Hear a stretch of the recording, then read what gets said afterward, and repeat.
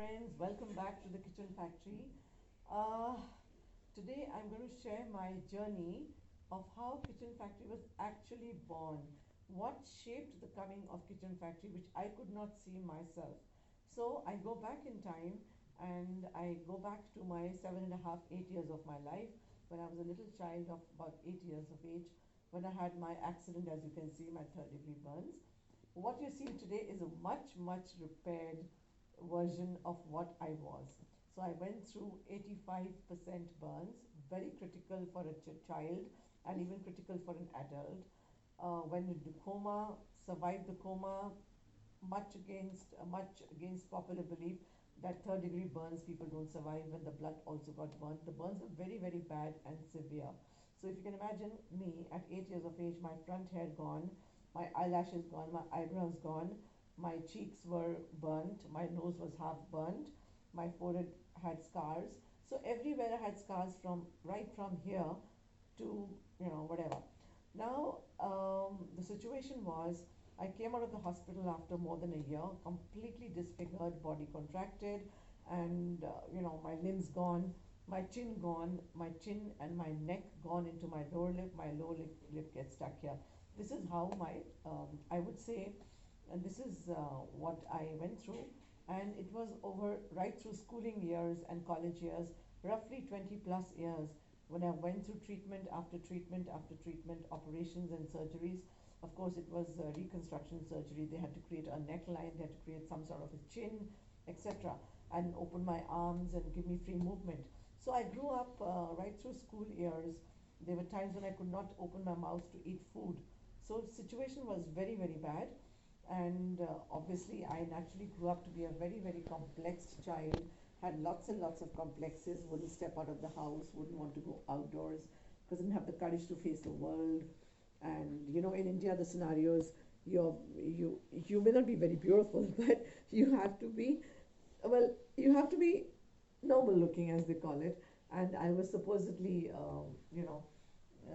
not normal looking at all, and it was very heartbreaking to hear people say, "Oh, poor thing, she look at her." So I grew up with that, hearing that thing time and again every day of my life.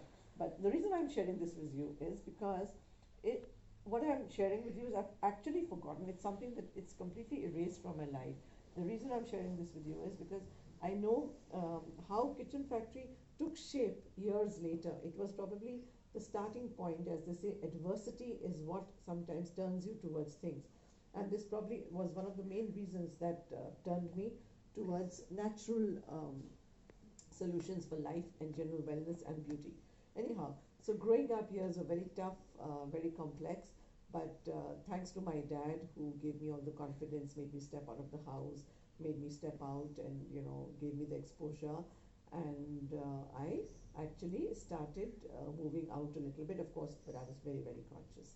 Anyhow, now what was the thing that happened was, the first thing that made me change was, as I was going through this journey of very tough journey of life, was when I started. I love nature. I've always loved nature. I've loved plants. I've loved playing around with spices and herbs, something that was inbuilt within me. And I took to climbing, mountaineering, and my father encouraged me to do it because I was looking for something outdoors.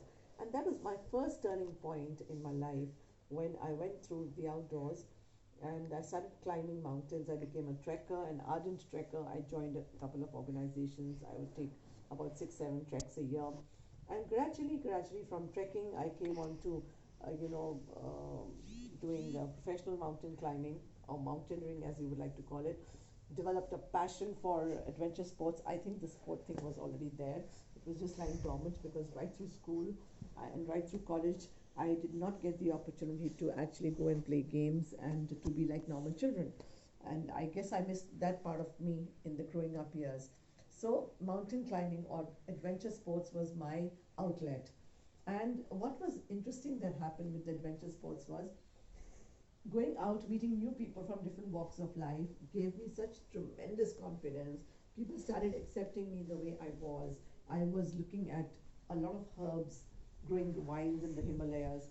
I was looking at, the, I was talking to people and I'm understanding the value of these herbs as medicines, how Ayurveda was using these herbs, and more than 3,000 herbs were being used in Ayurveda.